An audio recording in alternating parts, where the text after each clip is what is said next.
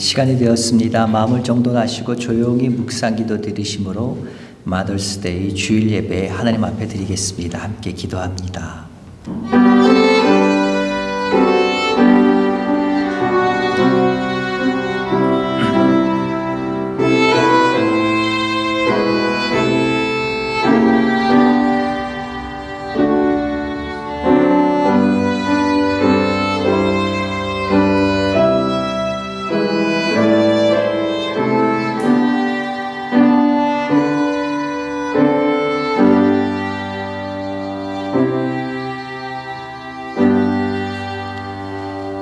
여호와를 경외하며 그 길을 걷는 자마다 복이 있도다.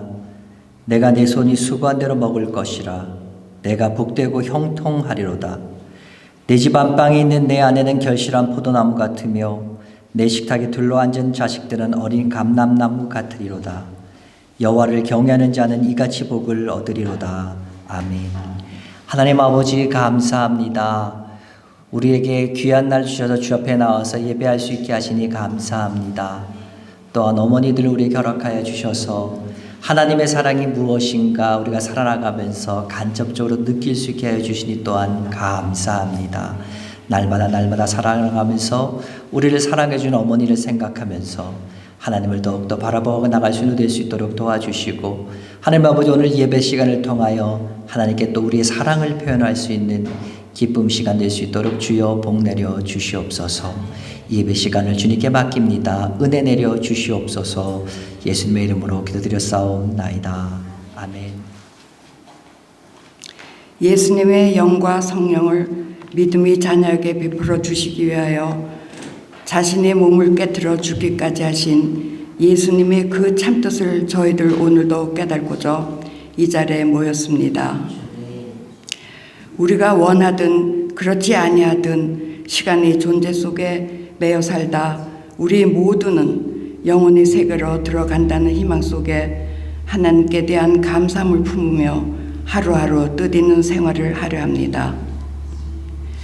지금 이 시간도 저희들 지난 날을 생각하며 각자의 잘못한 행동이나 생각을 회개하고 돌이킬 수 있도록 성령님께서 인도하여 주심에 빛의 세계로 이끌림을 받아 영원한 기쁨을 얻을 수 있다는 하나님의 사랑의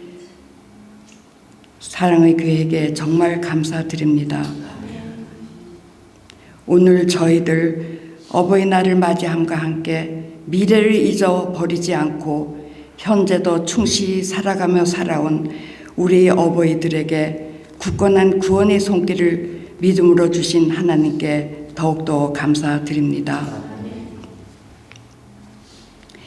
10계명 가운데 5번째가 내 부모를 공경하라 하는 것임을 오늘 저희들 더 한번 생각을 하며 부모님의 은혜를 받지 아니하고는 혼자서는 살 수 없었음을 더욱더 느낍니다. 주님이 가르쳐 주신 말씀 속에서 모든 어버이들의 믿음이 머물러 있게 마옵시고 하나님께서 지정하신 목표로 향하여 계속 전진할 수 있도록 순간순간마다 함께하여 주시옵소서. 지금 시작하는 예배와 아울러 오늘 말씀해 주실 목사님께 하나님이 충만하신 은혜에서 이끌어 주시어 저희 모두가 같은 마음을 나누어 가질 수 있도록 도와주실 것을 믿습니다. 하나님 아버지, 지금 이 시간도 먼 곳 나라에서는 무서운 무기를 쓸까 두려운 싸움이 일어나고 있습니다. 우리 이웃 형제들이 생명이 마구 짓밟히고 서로를 미워하며 욕심을 부리고 있사옵나이다. 특히 아무 죄를 가져본 적도 들어본 적도 못한 어린아이들마저도 급작히 부모를 잃어버리고 생명까지도 잃어버리는 무서운 재난이 저희들 주위에서 일어나고 있습니다. 누구든 악한 마음을 고쳐 온 인류의 모든 사람들이 사랑으로 뭉쳐 하나님의 똑같은 형제 자매됨을 깨닫게 하여 주시옵소서. 하나님 아버지, 병마와 싸우고 있는 성도님들, 또 무슨 일이 해결되지 않아 걱정하고 있는 식구들, 한 사람 한 사람 함께 하시어 하나님의 성령의 능력이 임재하심을 믿게 하시옵소서. 이 모든 말씀 우리 주 예수 그리스도의 이름으로 기도드렸사옵나이다. 아멘.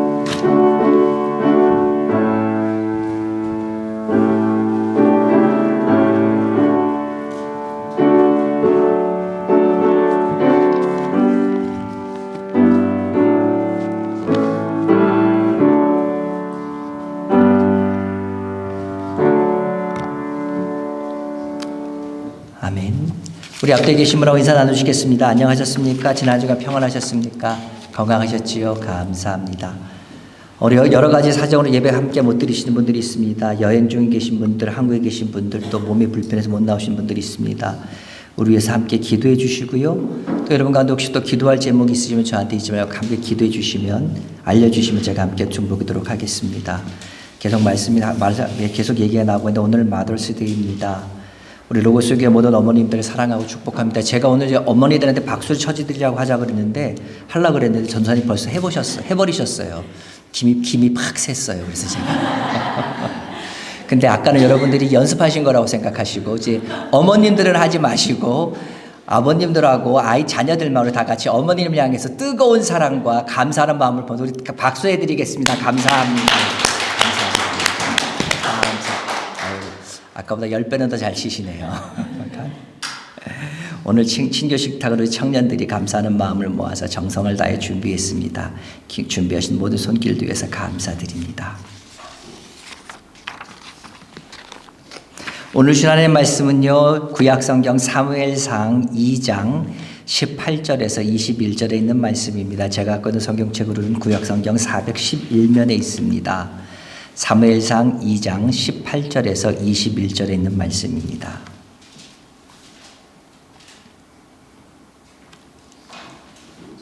사무엘상 2장 18절에서 21절의 말씀 제가 읽습니다. 사무엘은 어렸을 때에 세마포 에봇을 입고 여호와 앞에서 섬겼더라. 그의 어머니가 매년 드리는 제사를 드리러 그의 남편과 함께 올라갈 때마다 작은 겉옷을 지어다가 그에게 주었더니 엘리가 엘가나와 그의 아내에게 축복하여 이르되 여호와께서 이 여인으로 말미암아 내게 다른 후사를 주사 이가 여호와께 간구하여 얻어 바친 아들을 대신하게 하기를 원하노라 하였더니 그들이 자기 집으로 돌아가매 여호와께서 한나를 돌보시사 그로 하여금 임신하여 세 아들과 두 딸을 낳게 하셨고 아이 사무엘은 여호와 앞에서 자라니라. 아멘. 오늘은 마더스데이입니다. 1년에 한 번, 언제나 우리 어머니들을 생각하면서 감사하는 마음이 있어야 되지만 특별히 1년에 한 번 어머니들을 주신 것을 감사하면서 어머니들을 생각해보는 그런 뜻깊은 날입니다. 세상에 많은 단어들이 존재하고 있지만 그 가운데 어머니란 단어만큼 의미 있는 단어는 없다고 생각합니다. 그래서 어느 심리학자는 이렇게 말합니다. 사람은 나이에 상관없이 어머니를 부르는 순간 모두 어린아이가 된다. 그렇게 말했습니다. 그렇습니다. 어머니와 어린아이는 뗄래야 뗄 수 없는 관계입니다. 아버지와 어머니가 있습니다. 아이를 낳기 위해서는 아버지와 어머니가 있으셔야 되지요. 그러나 아이와 더 깊은 유대감을 갖고 있고 정서적으로 더 깊은 교감과 영향을 미치는 분은 바로 어머니입니다. 그래서 어머니들에 있어서 최고의 멸로가는 뭡니까? 그들의 자녀들이 잘 되는 것. 그것이 어머니들의 가장 큰 면류관이에요. 자녀들이 잘 돼서 성장 잘하는 자녀들을 보면요, 어머니들은 나도 모르게 어깨가 으쓱해집니다. 그래서 성경에서도 이런 말씀을 합니다. 시편 127편 3절 이런 말씀이 있습니다. 자식은 여호와의 주신 기업이요 태 열매는 그의 상급이다. 자식은 여호와께서 주신 기업이고 태 열매는 그의 상급이로다. 그래서 어머니들은 항상 애쓰십니다.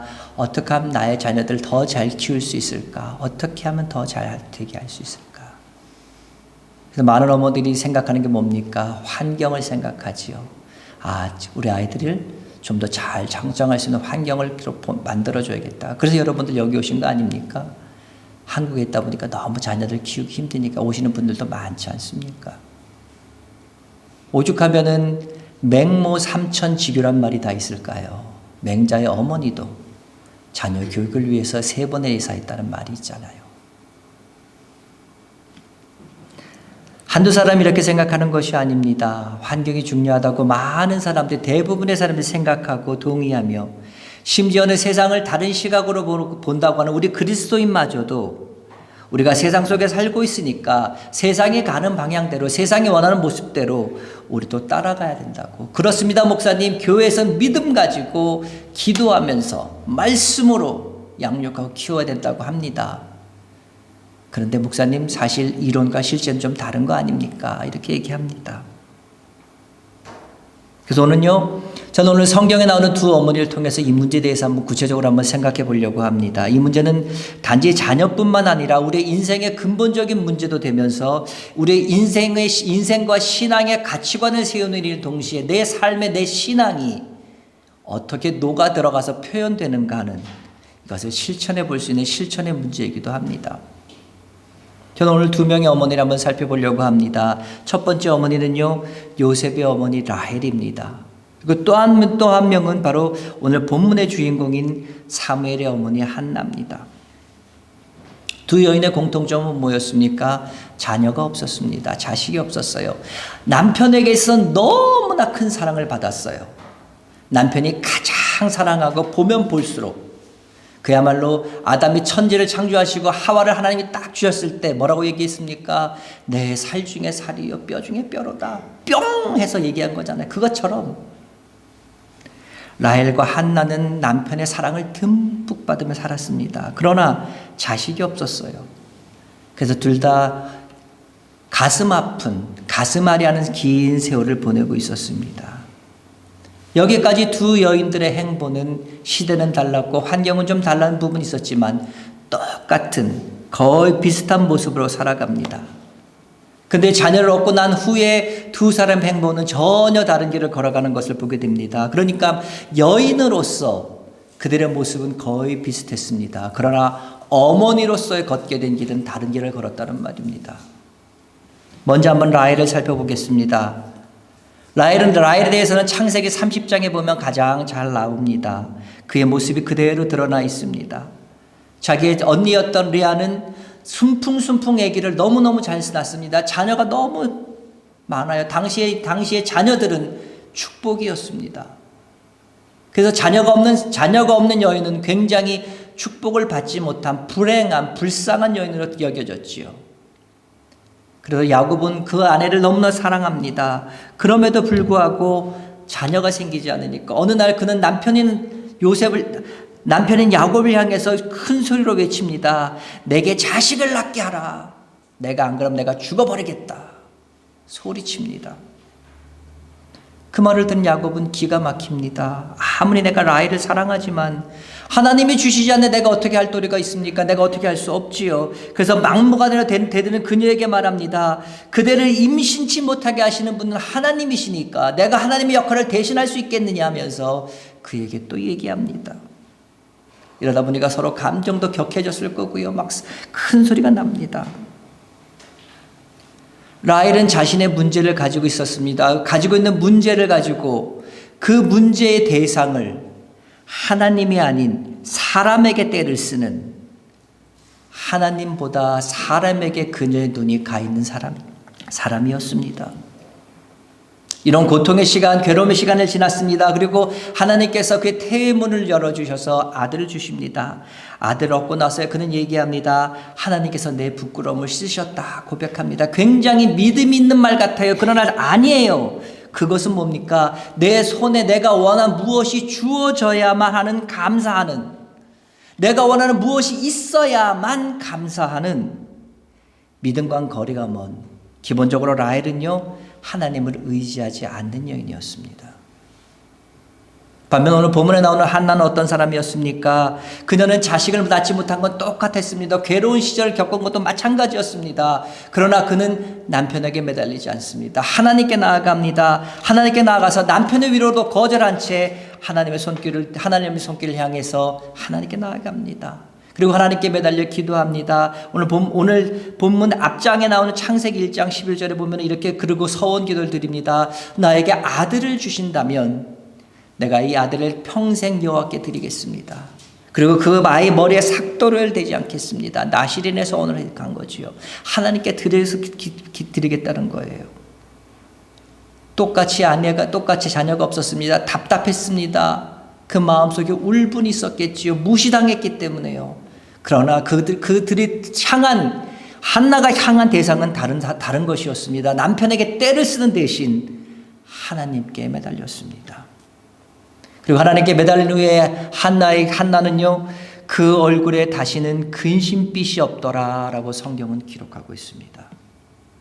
손에 무엇이 주어진 게 아니에요. 다만 하나님께 기도하고 난 다음에 근심하지 않고 이제 기도했으니까 믿고 감사하는 마음으로 하나님을 바라본 여인이 바로 한나였습니다. 아이를 낳은 후에 두 어머니가 보낸 반응은요, 확실히 달랐습니다. 분명히 달라집니다.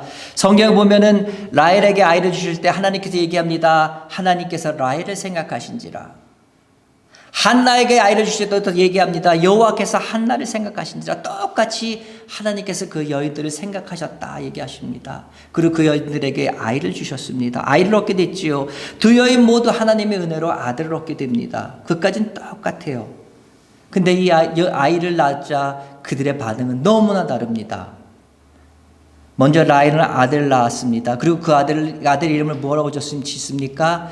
요셉이라고 짓습니다. 요셉의 뜻은 무슨 뜻입니까? 창세기 30장 24절에 보면 그 뜻이 나옵니다. 그 이름을 요셉이라고 하니 여호와는 다시 다른 아들을 내게 더하시기를 원하노라 하였더라. 요셉이라고 지었는데 그 뜻이 뭐라고요? 하나님께서 다시 다른 아들을 내게 주시기를 원하노라. 아들을 하나 주셨는데 아들 하나는 난 만족할 수 없어요. 언니 레아처럼 나도 더 많은 아들을 얻기를 원해요 라는 뜻입니다. 한쪽 팔로 하나님께 주신 은혜의 아들을 안고 있으면서 한쪽 팔이 비어있는 것을 서운해하고 있다는 거지요. 주신 것에 대한 감사보다는, 주신 것으로 인해서 내가 감사하는 마음보다는 내게 없는 것, 내게 부족함 때문에 불평하고 내게 그 부족한 것 때문에 더 달라고 때를 쓰는 모습, 이것이 하나님 앞에 비춰진 라헬의 모습이었습니다. 그 결과는 무엇입니까? 그녀가 원하는 대로 하나님께서 아들을 주십니다. 근데 그 아들을 낳을 때 난산하여 라헬은 그만 세상을 떠납니다. 라헬 자신이 죽습니다. 그래서 그 아들의 이름이 뭐가 됩니까? 베냐민, 슬픔의 아들이 됩니다. 더 달라고 해서 주셨는데 그 주신 자녀로 인한 복은 누리지 못하게 됩니다. 한나는 어땠습니까? 한나는 달랐습니다. 하나님께 감사했습니다. 그리고 그 아들의 이름을 사무엘이라고 지었습니다. 그 뜻은 무엇입니까? 사무엘상 1장 20절에 그 뜻이 나옵니다. 한나가 임신하고 때가 이름에 아들을 낳아 사무엘이라 이름하였으니 이는 내가 여호와께 그를 구하였다 함이더라. 이는 내가 그를 여호와께 구하였다 함이더라. 하나님께서 내 기도를 들으셨습니다. 하나님 감사합니다. 이 뜻이지요. 하나는 자신의 기도에 응답하여 하나님께서 아들을 주신 것을 감사했습니다. 그리고 하나님을 인정하고 하나님께 찬양합니다. 하나님께 찬양하고 감사하는 한나에게 불만이라고 있을 수가 없습니다. 하나님께 주신 것으로 감사했고 더 이상 요구하지도 않습니다. 그런 한나에게 하나님께서 은혜를 더 부풀어 주십니다. 그래서 오늘 성경 21절에 뭐라고 나옵니까? 여호와께서 한나를 돌보시사 그로 하여금 임신하여 세 아들과 두 딸을 낳게 하셨고 아이 사무엘은 여호와 앞에서 자라니라. 두 아들과 세 딸을 더 주십니다. 이 두 어머니의 차이는요, 낳은 아이를 키운 데서 엄청난 차이가 났습니다. 말씀드리러 라헬은 아들의 이름을 요셉이라고 더 해달라고, 더 있어야 된다고, 더 달라고 지었습니다. 더 달라고 요구하는 사람이 지금 내가 가진 것을 내놓을 수 있겠습니까? 더 달라는 판에 지금 내가 내 것을 어떻게 내놓습니까? 요셉이라는 이름 속에 무슨 뜻이 있습니까? 하나님, 이 자식은 내 겁니다. 요셉이는 내 거예요. 절대 내놓지 못합니다. 내 거니까 내 뜻대로 할 겁니다. 내 맘대로 할 겁니다. 이런 라헬의 욕망이 들어있는 거죠. 하나님께서 주셔서 얻은 아들이긴 하지만 요셉은 내 아들이니까 내 마음대로 내 뜻대로 하겠다는 거예요. 그래서 어떻게 합니까? 제일 좋은 옷을 입힙니다. 특별 대우하며 키웁니다. 하나님께서 은혜로 주셨고 감사함으로 감사해야 됐지만 은혜로 주셨음에도 불구하고 키우는 것은 세상적인 방법으로 키웁니다. 요셉만 편애해서 키우니까 다른 형제들의 시기를 받습니다. 결국 형들이 요셉을 미워하게 되고 요셉을 노예 상인들에게 팔아버립니다. 한나는 어떠했습니까? 한나는 사무엘이 하나님께서 주신 아들임을 알기에 그 마음을 비웁니다. 그리고 약속한 대로 하나님께 드립니다. 오늘 그 내용이 나와 있는 본문, 우리가 읽은 본문입니다. 젖을 될 때까지 사무엘을 안고 키웁니다. 키운 후에 엘리 제사장에 있는 실로의 성막에 들어가서 하나님께 아이를 드립니다. 서원한 대로 나실린으로 키운 거지요. 사무엘 어떤 아들입니까? 기도에서 낳은 정말 귀한 아들입니다. 옆에 끼고 있어도 너무 그 시간이 아까운 그런 아들입니다. 근데 그 아들을 하나님께 드렸습니다. 그리고 오늘 성경 본문에 보니까 1년에 한 번 그의 남편과 올라갈 때마다 그 아들의 옷을 지어 입힙니다. 1년에 한 번 겨우 그 아들을 만납니다. 금조격 같은 아들을 뚝 떼어서 하나님께 드리는 것 쉽겠습니까? 아니요. 결코 쉽지 않습니다. 더군다나 아들을 맡긴 대제사장이 누굽니까? 그가 성막에서 비통한 마음 가지고 울면서 기도할 때 술 취한 거 아니냐고 그 연을 비난했던 제사장 아닙니까?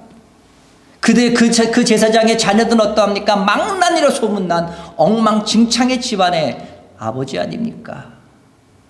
그럼에도 그 제사장에게 눈에 넣어도 아프지 않을 그 아들을 맡깁니다.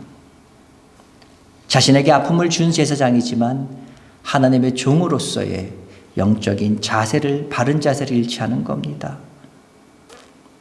한나가 아들을 이렇게 키운 결과는 무엇이 됩니까? 사무엘은 엘리의 아들들의 타락으로 인해서 대제사장의 자리를 이어받게 됩니다. 제사장은 누가 맡게 되어 있습니까? 성경 율법에 레위 지파만 제사장을 하게 되어 있습니다. 그러나 사무엘은 전무후무하게 레위 지파가 아닌 에브라임 지파 출신의 대제사장의 반열에 오른 사람이 됩니다. 엘리는 자신의 영적 분별이 부족해서 수모를 준 여인을 기억하고 있을 겁니다. 그래서 아마 그녀에게 되게 미안했던 것 같아요. 그래서 그 아이를 낳은 그 믿음에 감동합니다. 그래서 자기 아들처럼 키워서 사무엘을 이스라엘의 지도자요 구원자요 영웅으로 키웁니다. 아들을 뚝 떼어서 하나님께 맡기는 한나의 결단을 통해서 사무엘은 위대한 하나님의 일을 이루는 사람으로 성장하게 됩니다. 자, 제가 이렇게 두 명을 비교해서 얘기하니까 여러분 가운데 성경 스토리를 아시는 분 이렇게 저렇게 되물으시는 분도 있을 거예요. 목사님, 그렇다 그래도 비록 라헬이 요셉을 내놓지 않고 내 품에 안고 살았지만 그래도 요셉은 나중에 애굽 총리가 대신에 되었잖아요. 잘된 거 아닙니까? 네, 맞습니다. 여러분 한번 잘 생각해 보십시오. 요셉이 애굽의 총리가 된 것이 라헬이 그를 자기 품에서 키워도 된 것입니까? 아니지요. 앞에서 말씀드렸던 대로 라헬은 그 아들 베냐민을 낳다가 죽었습니다. 요셉이란 인물이 나오게 된 것은 그 어머니 라헬이 키워서 된 것이 아니라 라헬이 죽은 후에 하나님께서 요셉을 키우고 훈련시키셨기 때문입니다. 하나님께서 요셉을 어떻게 훈련시키셨습니까? 라헬이 죽은 후에 요셉은요 그 엄마 라헬을 생각해서 너무나 안타까운 마음에 요셉을 애지중지합니다. 더욱더 끔찍이 살아갑니다. 채색옷을 입혔습니다. 끼고 삽니다. 잘못한 것이 있어도 나무라지 않습니다. 그러니까 요셉은요 천상천하 유아 독존이 됩니다. 형들이 조금만 잘못한 거 있으면 고자질해서 아빠한테 일릅니다. 꿈 이야기도 그래요. 우리가 꿈 이야기에 대해서 전체적인 얘기를 알고 있으니까 그렇지, 만약에 그렇지 않고 아무것도 모르는 상태에서 그 얘기를 들으면은요 이것은 무슨 자기 중심적인, 세계가 자기 중심적으로 돌아간다고 생각하는 그런 사람의 허무맹랑한 얘기일 뿐이지요. 그래서 17살에 된 요셉의 예가 기록되어 있는 창세기 37장을 읽으면, 여러분 집에 가셔서 한번 창세기 한번 37장 한번 읽어보십시오. 요셉의 17살 때 일을 기록한 내용인데요. 한번 그 부분 읽어보면요, 정말 제가 봐도 요셉이 정말 밉상이고요, 밥맛입니다. 진짜 밥맛이고 밉상이에요. 그래서 형들이 미워했다, 형들이 요셉을 더욱 미워했다는 그 말이 37장에만 3번 나옵니다. 근데 보십시오. 하나님께서 어떻게 하십니까? 요셉을 아버지 야곱의 손에 미치지 않는 곳으로 보냅니다. 형들이 요셉을요, 노예상에게 팔아버립니다. 그리고 아버지한테는 그 채색 옷을 찢어가지고 짐승의 피를 묻혀서, 우리가 오다가 발견했는데 그 요셉의 것가 아닙니까? 아마 짐승에게 해를 당한 것 같습니다. 거짓말을 꾸밉니다. 그 순간 어떻게 됩니까? 야곱의 마음속에 요셉은 지워줄 수밖에 없습니다. 죽었다고 생각하니까. 이것이 하나님의 뜻이었습니다. 하나님께서 이렇게까지 하신 이유가 뭡니까? 그것은 야곱이 라헬을 대신해서 요셉을 끼고 살다면 제대로 교육이 되지 않을 것을 아셨기 때문입니다. 야곱의 교육은 삐뚤어져 있었습니다. 요셉이 잘못해서 그냥 눈 감아버리는 어긋난 잘못된 사랑, 무책임한 사랑이었습니다. 그래서 하나님께서는 요셉을 야곱의 영향권에서 뚝 떨어뜨려 버립니다. 죽었다고 생각함으로 그 요셉의 마음에서 야곱의 마음에서 요셉을 지워버리게 만드십니다. 그리고 하나님께서 직접 그를 교육시키셨습니다. 어디서요? 애굽에서요. 요셉은 애굽에서 무엇을 배웁니까? 보디발의 집에서 노예로 사는 동안 지금까지 자기가 최고였고 천상천하 유아 독존이었던 그 모습에서 낮아지는 모습을 배웁니다. 의지할 사람이 아무도 없는 가운데 이제 그가 의지할 분은 누구? 하나님밖에 없더란. 사람을 의지하고 잠깐 기대해봤지만 그것도 아무것도 아님을 다시 한번 깨닫게 해주시지요. 이를 통해서 요셉은 고난을 견디는 힘, 어떤 어려움도 견딜 수 있는 강한 존재가 됩니다. 이 고통 가운데 요셉은 다른 사람을 돌아볼 수 있는 넓은 마음을 가지게 되었고, 그랬을 때 형들을 만났을 때에 그들을 향해서 당신들이 나를 팔았지, 당신들이 나를 죽이려고 했지, 원수를 갚을 수 있는 자리에 있음에도 불구하고 그는 얘기합니다. 두려워하지 마소서. 나를 이곳에 보내신 것은 하나님이시니이다. 고백할 수 있게 되었습니다.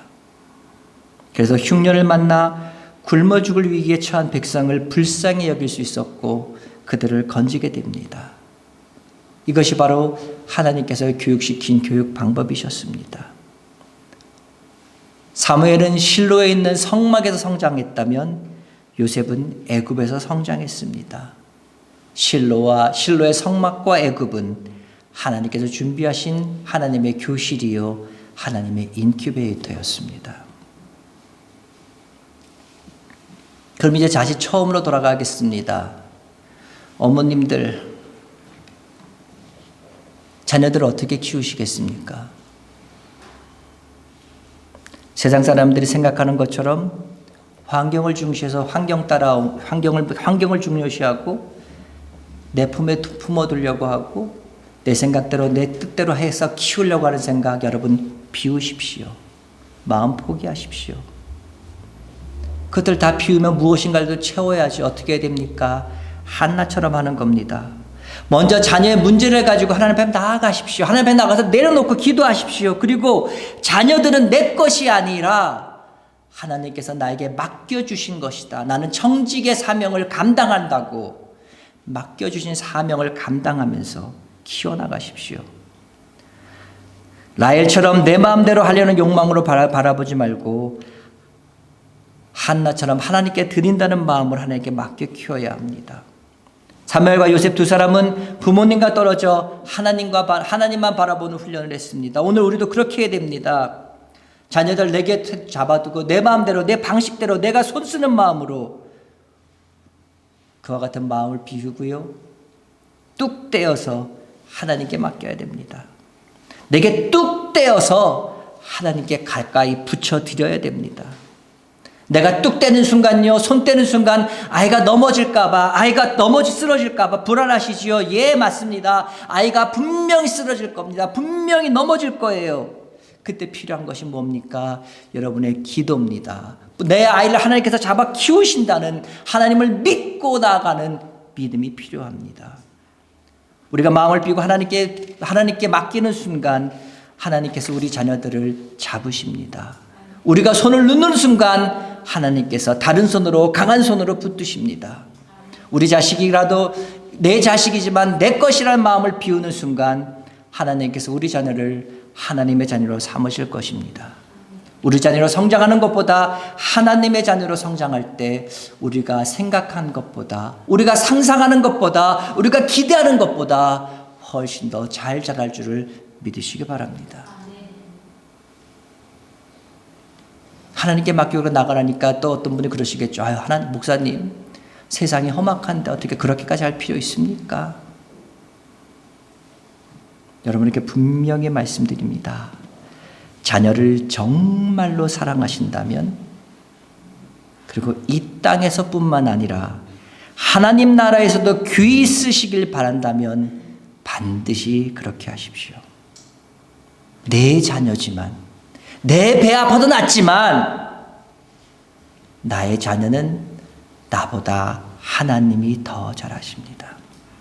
내가 키우는 것보다 하나님께서 은혜로 키워주셔야 우리 자녀가 잘 됩니다. 그렇게 할 때 우리 자녀가 우리의 신앙을 이어받아서 하나님을 의지하고 하나님을 믿고 잘 살아갈 수 있게 됩니다. 근데 여러분, 여기서 오해하지 마시기 바랍니다. 잘 된다고, 잘 살 수 있다니까 세상 사람이 생각하고 세상 사람이 원하는 그 잘 되는 것, 잘 사는 것, 그것과 동일시하지 말라는 거예요. 물론 동일할 수 있습니다. 하나님 안에서 하나님께서 잘 세워주시고요, 하나님께서 잘 인도하셔서요, 세상 사람들과 세상 사람들이 부러워하는 그런 자리, 세상 사람들이 원하는 그런 자리, 사람들이 갖기를 원하는 많은 세상 사람들이 부러워하는 그 모든 것마저도 하나님께서 해주실 수가 있고, 그것을 통해서 하나님께서 잘 사시는 것, 하나님 안에서 잘 사는 것이 한 예도가 될 수도 있습니다. 그러나 꼭 그것만은 아니라는 거예요. 남들이 봤을 때 어떻게 저렇게 살지? 왜 저런 모습으로 살지? 그런다 할지라도 하나님께서 인정하시는 삶이라면 그 삶이 잘 되는 삶인 줄 믿으시기 바랍니다. 오늘 삶은요, 우리 자녀들에게만 국한된 것이 아닙니다. 우리 어머님들에게 듣는 말씀이 아니에요. 우리들 모두가 하나님을 바라보면서 사는 삶, 나에게 베풀어 주시는 애 감사하며 사는 삶, 그리고 우리의 전 인생을 하나님께 맡기는 삶, 우리 인생의 승리를 위해서 우리에게 반드시 필요한 것이 바로 이겁니다. 사랑하는 여러분, 그리고 특별히 오늘 어머니날을 맞아서 사랑하는 어머니 여러분, 환경을 바라보고요, 물질 가지고 자녀들을 교육시키고 어머니의 치맛바람이 휩쓸고 가는 이 시대의 가치관을 벗어버리고 자녀를 뚝 떼어 하나님께 맡기면서 살아가는 새로운 방법에 도전해 볼 수 있는 여러분 되시길 바랍니다. 하나님의 관심과 사람 속에 걸어간 우리들의 자녀들을 하나님께서 사무엘같이, 요셉과 같이 하나님께서 인정하실 뿐만 아니라 세상 가운데서도 꼭 필요한, 귀히 쓰이는, 인정받는 위대한 인물로 키워내 가실 줄 믿습니다. 바라고 원하기는 우리 가정의 모든 자녀들이 하나님께 인정받는 귀한 자녀로 키워져서 우리 어머니들이 하나님 앞에 섰을 때에 그 자녀들로 인하여 멸류관 받을 수 있는, 그 자녀들로 인해서 우리들에게 하나님께 칭찬받을 수 있는 우리 모두 되시기를 주의 이름으로 간절히 축원합니다. 기도합니다. 하나님 아버지, 감사합니다. 오늘 두 어머니를 통해서 하나님께서 원하는 삶에 대해서 보았습니다. 하나님께 원하시는 삶은 내가 원하는 대로 내 뜻대로 살아가는 삶이 아니라 하나님께서 원하시는 삶, 하나님께서 원하시는 뜻대로 그 길을 걸어갈 수 있도록 우리가 함께 격려하고 기도하며 믿음으로 키워야 된다고 오늘 말씀을 통해 보았습니다. 바라고 원하기는 우리 사랑하는 부모님들 오늘 말씀을 듣고 하나님 다시 한번 우리 아이들을 키우는 것을 곰곰이 점검해 볼 수 있기를 간절히 소망합니다. 지금까지 내가 내 뜻대로 내가 원하는 대로 키워왔다면 이제부터는 한 걸음 물러서서 주여, 주의 자녀이오니, 주의 아들이오니, 주의 딸이오니 주께서 책임지고 키우시옵소서. 그래서 그 아이들을 위해서, 그 영혼을 위해서 늘 언제나 기도할 수 있는 사랑하는 부모님 될 수 있도록 도와주시고, 우리 부모님들의 기도가 하늘에 다음바 되어서 보좌를 움직일 수 있게 도와주시오며, 그 기도를 통하여 우리 자녀들의 영혼이 잘 되고 범사가 잘 되고 강건해지는 축복이 우리 자녀들을 통해서 이루어져 나타날 수 있도록 주여 복 내려 주시옵소서. 그래서 하나님 아버지, 이곳에 있는 우리 부모님들, 특별히 어머님들을 사랑합니다. 축복합니다. 이들의 기도를 들으시옵고 좋은 것으로, 더욱 좋은 것으로 응답하여 주시옵소서. 예수님의 이름으로 기도드렸사옵나이다. 아멘. 우리 주 예수 그리스도의 은혜와 하나님 아버지의 그 크신 사랑하심과 성령님의 감화 감동 위로 교통 역사 충만케 하심이 하나님의 뜻 받들어서 하나님께서 원하시는 대로 우리 자녀를 키워가겠다고 다짐하는 사랑하는 성도들 머리머리 위에 오늘부터 시작되는 일주일 동안의 삶들 순간순간들 위에 이제로부터 영원토록 함께 있을지어다. 아멘.